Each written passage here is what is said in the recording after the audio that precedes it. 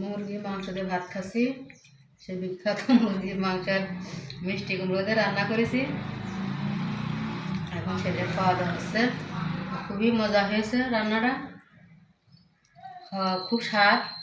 আপনারা এভাবে রান্না করে খাবেন। দেখা যাচ্ছে মিষ্টি কুমড়ো এমনি অনেকে খেতে চায় না, কিন্তু মুরগির ভিতরে দিয়ে, মুরগির মাংসের মধ্যে দিয়ে মানে মিষ্টি কুমড়োটা এত স্বাদ হয়েছে, মানে গোশের চেয়ে মিষ্টি কুমড়োই ভালো লাগে খেতে। আর কি আর বেগুন ভাজি করেছো? বেগুন ভাজি খাচ্ছ আর কি উস্তে আছে? উস্তে ভাজি আছে, বেগুন ভাজি আছে। তা আপনারা এইভাবে রান্না করে খাবেন। সম্পূর্ণ ভিডিও দিয়ে আছে। আর আমাদের এই রান্নার ভিডিও সম্পূর্ণ দেওয়া আছে ইউটিউবে, আপনারা চাইলে দেখতে পারেন। ভিডিওটি ভালো লাগলে একটা লাইক দিয়ে দেবেন। আর যারা এখনো সাবস্ক্রাইব করেননি, দয়া করে একটা সাবস্ক্রাইব করে দেবেন। আবার ইনশাল্লাহ নতুন ভিডিওয় বিকালে দেখা হবে।